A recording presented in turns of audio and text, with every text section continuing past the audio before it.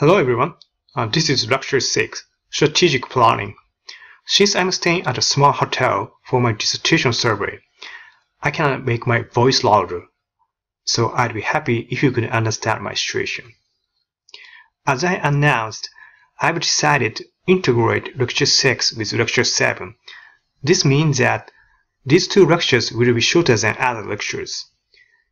But I believe that since SPAA has specialized course of strategic planning and performance management, my course doesn't need to go for details. So in this video, we try to get an overall picture of strategic planning. So we start to work on defining strategic planning. First of all, we need to know what strategy is. Strategy identifies long-term direction for organizational goals, and the way of using limited resources for identified organizational goals. Further, Bryson, our course reading, defines strategic planning as deliberative, disciplined way of planning the strategy which identifies what an organization is, what it does, and why. In other words, strategic planning is a way of knowing where organizational leaders and managers discern what to do, how, and why. It's quite important to note here that Bryson emphasized the role of strategic planning as a running process rather than its strategy. So we run strategy will identify organizational goals and the way of using limited resources to accomplish these goals. And strategic planning is a process of identifying what an organization is, what to do, and how and why. If you were a manager for strategic planning, you would need to convince workers as many as possible in your organization to work on the planning. So we need to know the main benefits of strategic planning. First and foremost, strategic planning can promote strategic thinking, acting, and learning among workers. Here I listed definitions of these concepts, so I don't explain the details of each concept here, but the main point is that this strategic thinking, acting, and learning can be promoted by systematic information gathering about not only internal workers but also external stakeholders. In other words, effective strategic planning requires the involvement of external stakeholders. As a manager, you need to ask various actors to participate in the planning. In practice, that would be the most difficult task for the manager. The second and third benefits are relatively straightforward. Since strategic planning will identify what an organization is like and what to do with internal and external stakeholders, it can help decision makers figure out the next steps of the organization.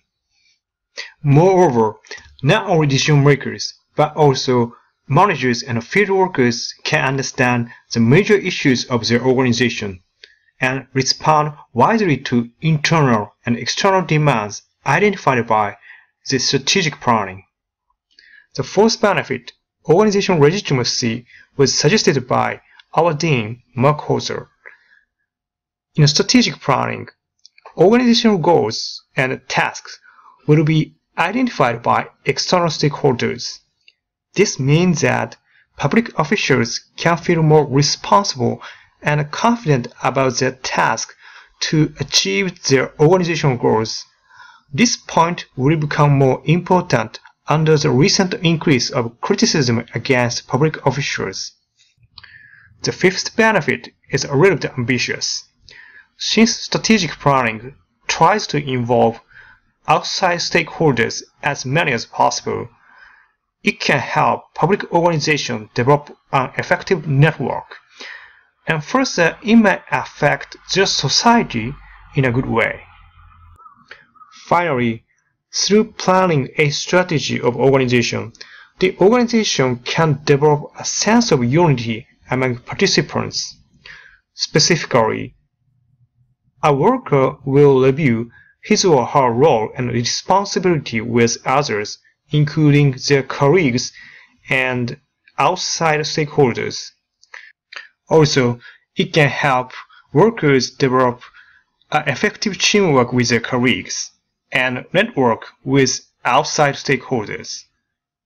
We've just covered benefits of strategic planning. On one hand, there have been some critics. The main criticism against strategic planning is that public organizations cannot identify specific outcomes due to too many stakeholders and ambiguous goals even through strategic planning. But the supporters of strategic planning counter this point by insisting that the main strength of strategic planning is a running process. Even if a strategic planning will result in too many outcomes, public officials will understand what their organization is like. The second criticism is relatively new, raised by rating. As we run, strategic planning tries to involve both internal and external stakeholders as many as possible. This means that strategic planning tends to be comprehensive. Rating argues that such general and comprehensive approach will limit agencies' abilities to adjust strategic planning to their own needs and circumstances. She calls it one-size-fits-all approach with irony. This lecture focuses on what strategic planning is and potential benefits and criticism in general, but there have been many ways of strategic planning. Here, I just introduce one of them, Strategy Change Cycle, suggested by Bryson 2011. You can find the details in Chapter 2. I don't explain each step, but here I want you to remember the concept of transaction cost, non-monetary cost of procedure and negotiation. As you see, there are many steps of this strategic planning, so another disadvantage of strategic planning will be high transaction cost. Even if an organization plans a good strategy, if it doesn't implement the plan at all, the strategy becomes meaningless. So any effective strategic planning will require the continuous efforts of implementing the strategy. We call it strategic management.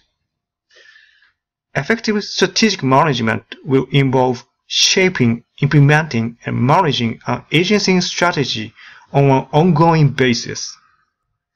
More importantly, effective strategic management will require monitoring external trends as well as internal performance on an ongoing basis. It will allow the organization to refresh and revise strategy as needed. Finally, I'd like to mention that strategic management is closely related with performance management, since both of them aim to achieve desired outcomes. But to fully understand the relationship between strategy and performance, we need to understand what performance measurement and management are in Lecture 7. So, see you in the next lecture.